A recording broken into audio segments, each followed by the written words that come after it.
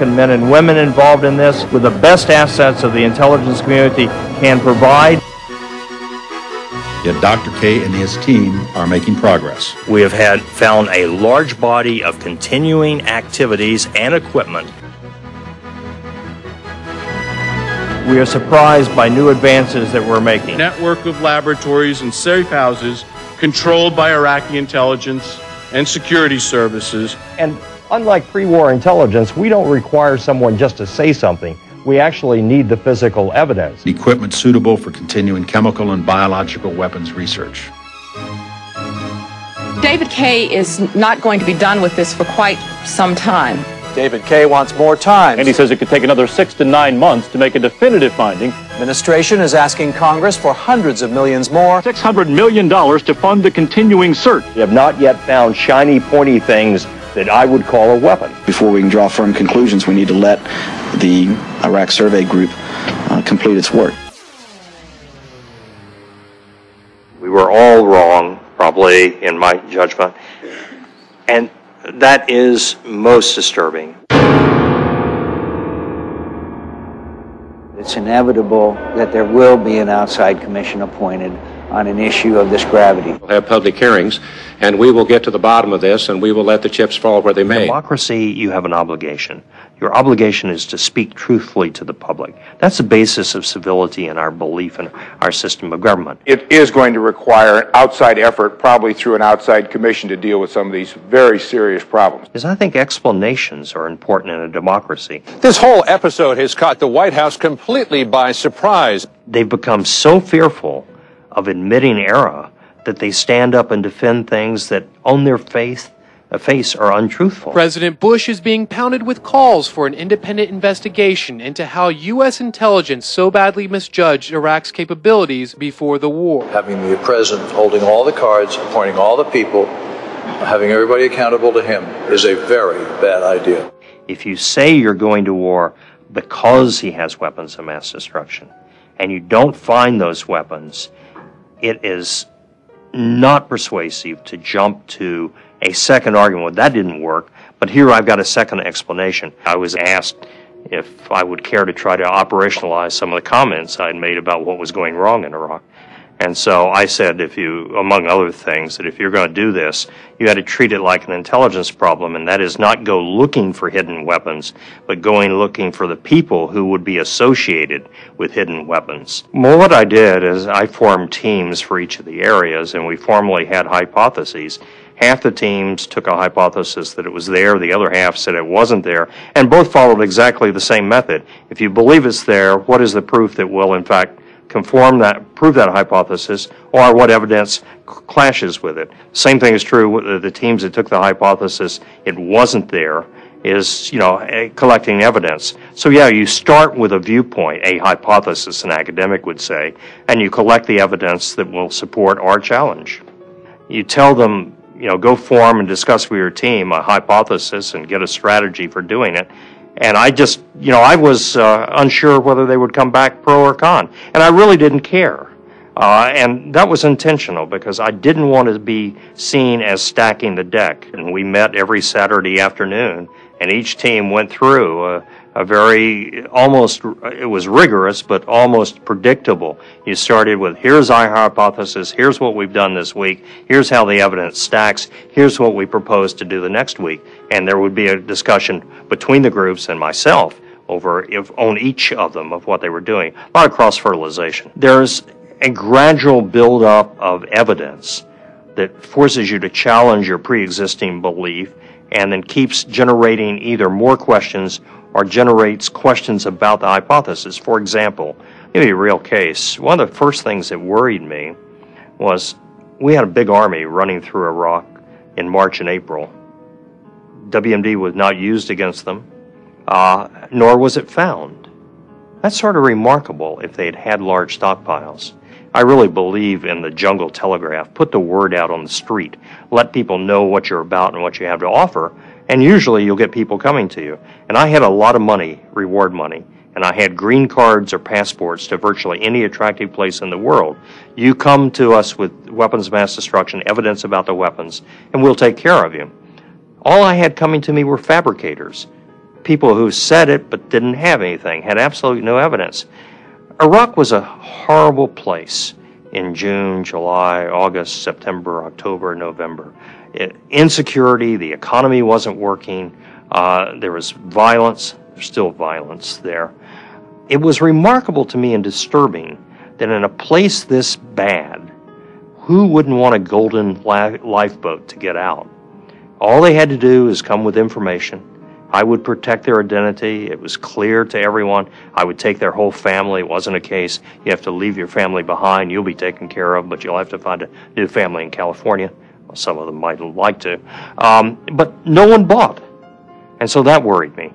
Around a weapons program, if a weapons program exists, you're going to find people engaged in the production, the technology, engineering, design, people involved in protecting the weapons, people involved in moving them, and people involved in preparing to use the weapons. We found none of that. We were running into fewer and fewer leads that looked profitable, and a lot of evidence that stacked up to explain something other than large stockpiles of weapons. I had the habit of writing a personal report back every weekend, which was quite separate than the official reports back, saying, this is what it looks, smells like to me. Here are the issues of the week.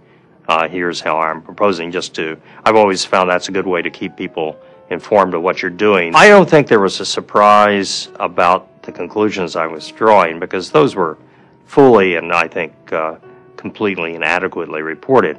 I think the surprise would be that you would speak out and say that. I had the privilege, although I didn't always think it was a privilege, of watching a lot of very senior government officials come to agonizing terms about Vietnam and decide not to speak out because they knew they'd never be asked to lunch again. They wouldn't be part of the process. And I think like a lot of people of my age and my generation who were in the government, it's by no means unique to me, just decided that if ever the occasion came, I simply wasn't going to live like that. There wasn't a lunch or part of a process that was important enough. This committee has a special responsibility to the men and women of our armed forces to look at the pre-war intelligence, because planning for military operations is based on intelligence. Policymakers take data. They interpret threat. They assess risk. You talk about a mushroom cloud. How much more imminent threat could there be? Why was the skepticism left out of the public white paper of the CIA? Many of us feel that the evidence so far leads only to one conclusion. That what has happened was more than a failure of intelligence. It was the result of manipulation of the intelligence to justify a decision to go to war. Secret societies have their own rules, and secret societies generally don't feel an obligation to openly and democratically communicate. Prime Minister Blair has set up a similar commission in Great Britain. Yeah. His is going to report back in July. Right. Ours is not going to be until March of 2005, 5 months after the presidential election. Yeah. Shouldn't the American people have the benefit of the commission before the election?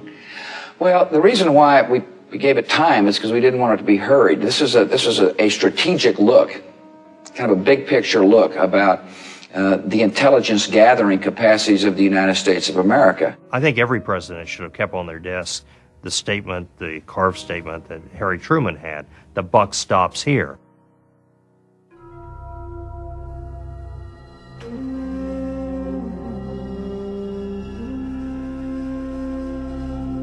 If there are no weapons of mass destruction, which there aren't, if there are no ties with Al-Qaeda, which there weren't and which there aren't, or maybe now there are, then why do we go to war? Well, all you need do is go on the web and download Project for a New American Century. There you will find the ideological and the strategic underpinnings for this policy, which was rejected by George Bush I, which was ridiculed out of town in those days, but became the avowed policy of this government and was implemented starting with the war. I felt in my last year in the Pentagon that I felt there was a great deal of contempt for the constraints on government that our Constitution lays out. And I also felt that there was a contempt for the Constitution, and I only absorbed this sense of contempt by association with some of these senior appointed civilians. Who are all neoconservatives, who all believe in dominance, who believe in preemption, who believe in the military option as the first resort rather than the last resort. They have had a very fixed, indeed almost obsessive idea that in fact Iraq is a major actor in the world and a probable threat, possibly a deadly threat to the United States. This is a group of people who have essentially believed that might makes right, that the United States at this stage of history has unchallengeable power and therefore a responsibility to use it to make the world over in the manner that we, or they rather, think it ought to be made over. I think behind the basic neoconservative philosophy is a considerable arrogance that American interests are the primary goal of all American foreign policy. And they seem to have a really serious habit of not being interested in listening to what other people say about this subject. Now, of course, American interests should matter, but there are enlightened and unenlightened elements of self-interest. And I think in this case, we have determined and defined our interests globally in almost total disregard of what other states want, what their concerns are, how they might or might not be able to contribute. We're on a roll, you're either with us or get out of the way. I find remarkably little interest in the character of other countries, the nature of their problems and difficulties. This is boring, I think, to neoconservatives who really see this as quite irrelevant. What other people, what the political culture of other societies are, what they want, what their people might want, what some of their concerns might be. It's really quite irrelevant because we know what we're going to do and get out of the way if you don't agree. They said, look, the neocons, we brought down the evil empire of the Soviet Union, and now we're going to bring down Arab nationalism as personified by Saddam Hussein and Bashar al-Assad, and once that happens, you're going to have democracy. You know, the problem is those people have not set foot. If they've been to the Middle East, it's been to Tel Aviv only. No, I don't think it's an accident at all that so much of the justification turned out to be fallacious, misleading, deliberately so. They thought they had a place in history. They were going to bring down, obviously, a very dysfunctional Arab peninsula, as well as Iran, and they were going to change history. They believed they won the Cold War. And they said, all right, we won the Cold War because we were tough with the Soviet Union. We get tough with these people, and they're going to become like us. It is fair to say that the Iraq War was a diversion from the war on terrorism. It certainly meant that people weren't paying as much attention to Afghanistan as they should have, and the resources that might have gone to Afghanistan ended up being focused more in Iraq. If you attack another country with no justification, people are going to say, wait a minute, this isn't a war on terrorism. This is a war on this is imperialism. This is colonialism, you know. And this is why it's a distraction, because you need the help of these people. If you get this view that the CIA and the FBI are lurking around the bazaars and the souks of the Middle East and handcuffing people or assassinating, that's not the way the world works. You've got to have the help of the locals to identify these people and either put them in jail or remove them from positions where they can do harm. In January of 2002, as I was sitting in the bunker of the U.S. Embassy in Kabul, Afghanistan, and I and several colleagues were sitting around the one little working TV, and lo and behold, here came the infamous statement of the axis of evil, you know, Iraq, Iran, and North Korea. And we all looked at ourselves and went, oh my God, you know, here we are kind of in ground zero of Afghanistan, and Washington's talking in very belligerent terms about these other three countries, and we don't have Afghanistan anywhere close to being settled. The only person Saddam was a threat to at this point, as we saw when the army collapsed,